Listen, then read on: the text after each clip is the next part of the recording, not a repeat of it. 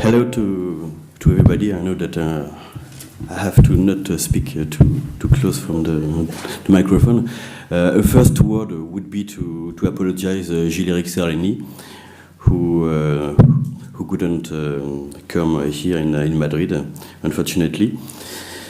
But I'm going to talk about our work on glyphosate-based herbicide, namely Roundup, and to Roundup-tolerant GMOs, because we have this particular issue on transgenic soy. So I'm a PhD student at the University of Caen, working for Cregen with Professor Serleny and others. Well, unfortunately, we didn't have the interview of Martin Lema. Yeah. But so I'm going to answer before he talks. Yeah. So he says he wants to separate the dots. He wants to separate the soybean, the GMO technology, and the pesticide. And here we see on this slide that it's impossible. Up to now, environmental GMOs are pesticide plants, either because of herbicide tolerance, 62%, mostly Roundup tolerance. We have 16% of plants, Bt maize, who produced their own insecticide. It is a modified Bt maize. And we have this new generation of GMOs that can do both. They can absorb Roundup without dying, and they also produce such a modified Bt. So you cannot separate the thing. Up to now, still today, GMOs are pesticide plants. Martin Lema says that in Argentina, he has no problem with GM, he has no problem with pesticide, but he has a problem with soy.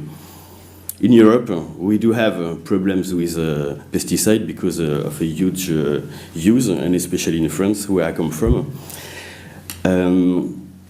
We also have a problem with soy because we don't grow enough soy, so we have to import it. And if we import soy, we import GM crops, GM soy. So this is the model and the topic of this afternoon. This transgenic soy is Roundup tolerant. It means that you can spray the fields with a huge amount of Roundup. The soy doesn't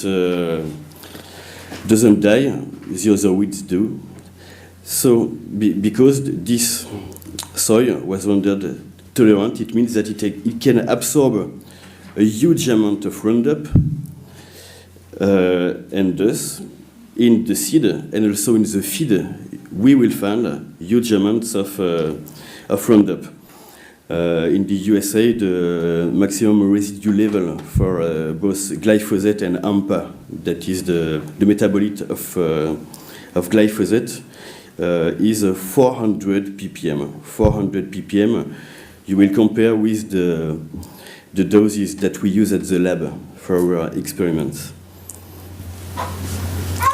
So, if we organize the studies that we did on our lab, since GMOs and GM feed contains a huge amount of Roundup residues, we wanted to know if these Roundup residues do have effects on human cells.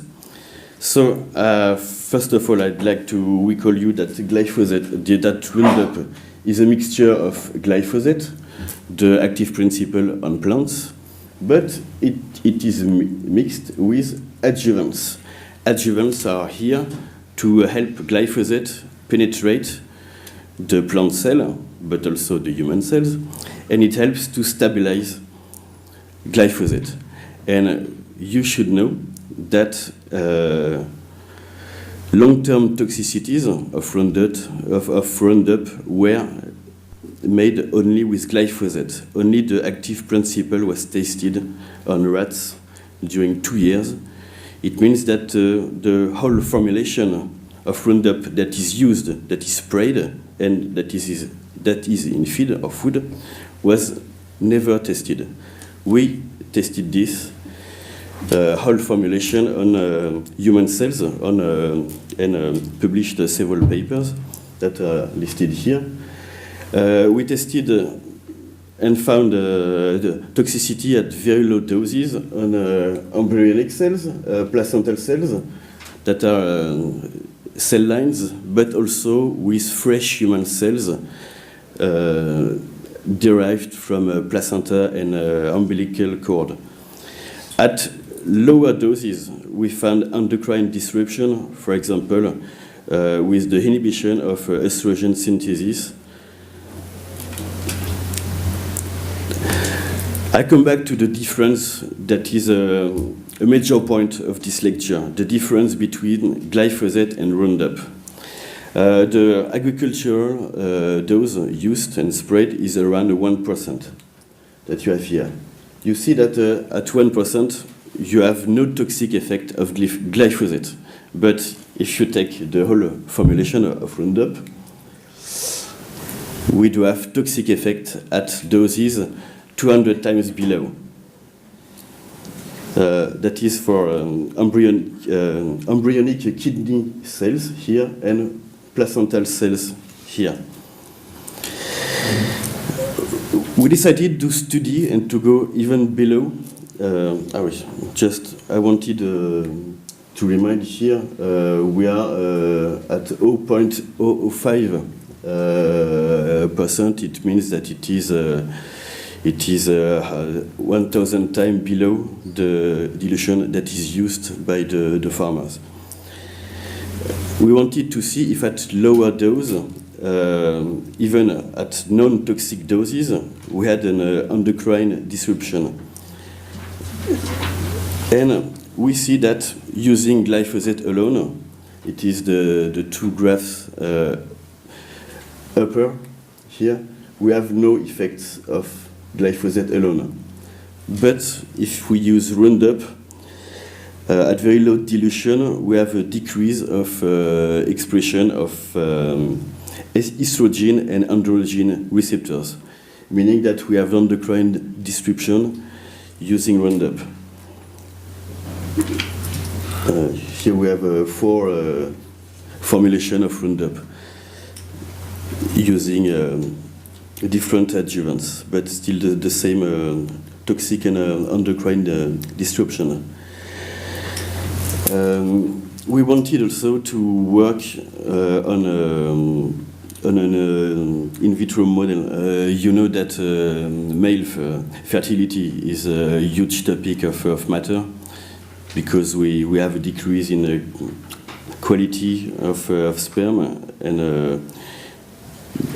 we wanted to know on rats what was happening if we use Roundup on testicular cells. So we separated from mature rats testicular cells.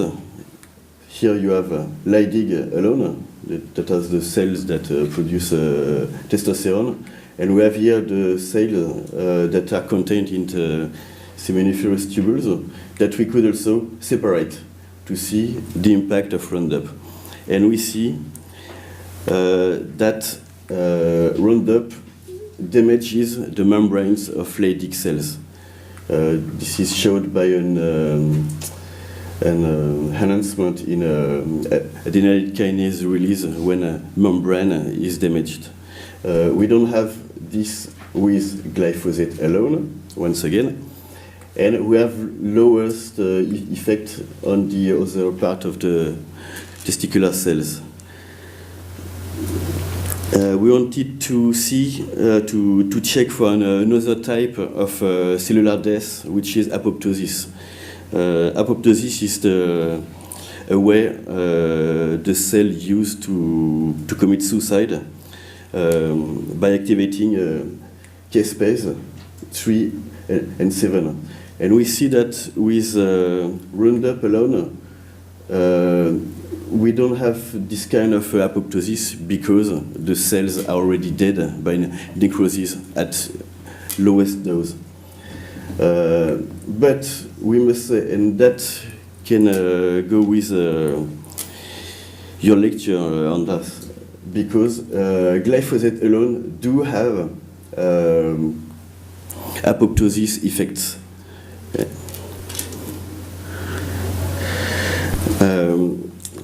Another effect that is important is that we, at very low doses, but you know that hormones work at very low doses, we do have a decrease in testosterone level produced by Leydig cells.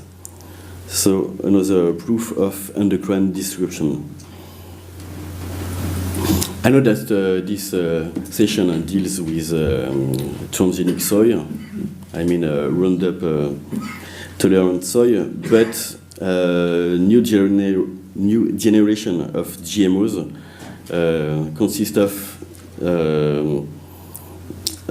stacked traits. I mean that they are Roundup tolerant and produce insecticide.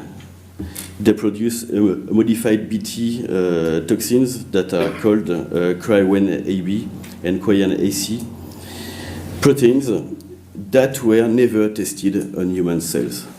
So we did this, and I wanted to thank Andras Čekáč. I don't know if he's there.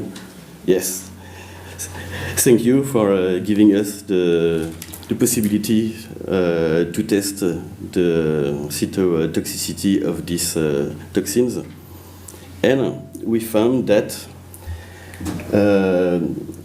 toxin Cry1AB has an effect on mitochondrial respiration. That is the first time it was found. We have a decrease here on mitochondrial respiration of Cry1AB. That is the most typical Bt protein. We see also here that this Bt toxin can damage the membrane at 100 ppm. Some criticism says that it is quite a high level, 100 ppm.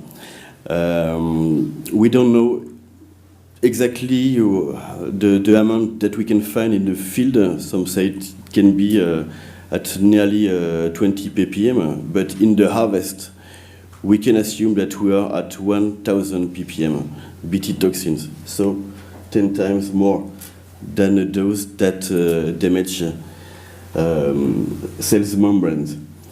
We try to combine, like it will be done, like it is done in new GMOs, combine Roundup residues using the dose that kills half of the cells and a dose that damage membranes.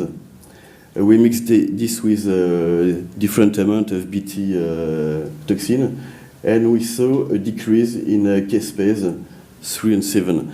That could mean that could be explained by a combined effect on necrosis of the cells by this mixture we can find in new GMOs. So what happens in vivo on rats? By court or by governments, we could have the raw data of the tests that were led by industry to release their GMOs on the market. And we analyzed, we counter-analyzed this raw data, I mean blood analysis, and we found effects especially on kidneys.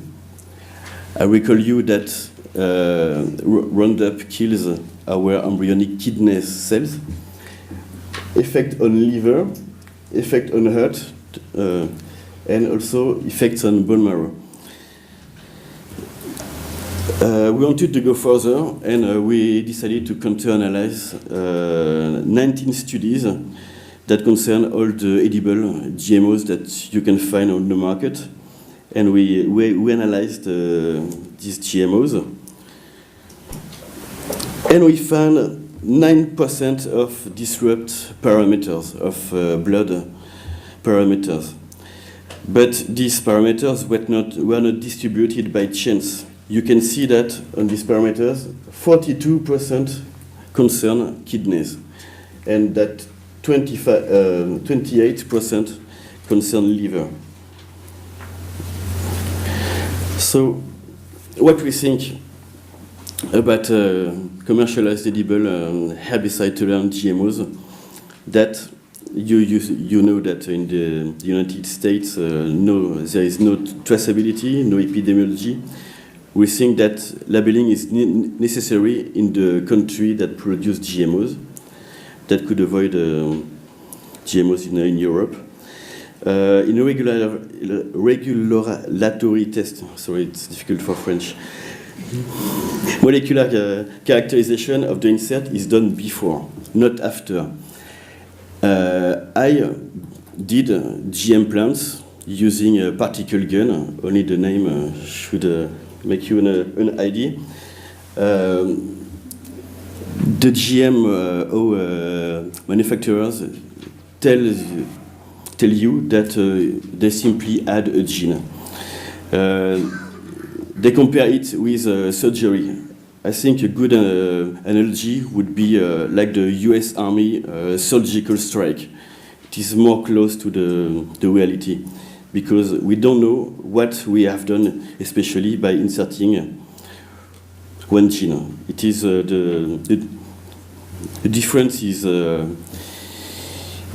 huge and should be really well analyzed. Compositional analysis is not enough. In vitro recombinant protein digestion is not enough also to know the difference of the insertion of transgenic DNA. We also think that we should test GMOs for allergenicity, and that is a main point that long term, it means 2 years feed experiments, long-term toxicity tests should be performed, and please before those GMOs are on the market. Concerning glyphosate-based herbicides like Roundup,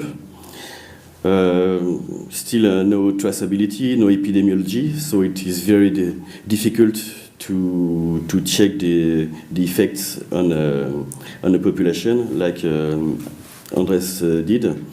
So labeling and transparency is necessary. You should know that the adjuvants are kept secret, so are difficult to test. Only glyphosate is tested for long-term toxicity. It is necessary to test the whole formulation, because it is the whole formulation that is sprayed and that is found in our feed and food. Anyway, all the results that I show you should have convinced you that it is necessary to avoid or limit the use of glyphosate-based herbicide, such as Roundup. I will call you some position of the CRIGEN, the Committee for Independent Research and Information on Genetic Engineering. We are not against genetic engineering, but we think it should be well tested and evaluated. That is not the case nowadays. We think that transparency, expertise, and evaluation should be independent, just like it is in a court. And I would like to send you kisses from these animals that hopefully have not been fed GMOs. Thank you for your attention.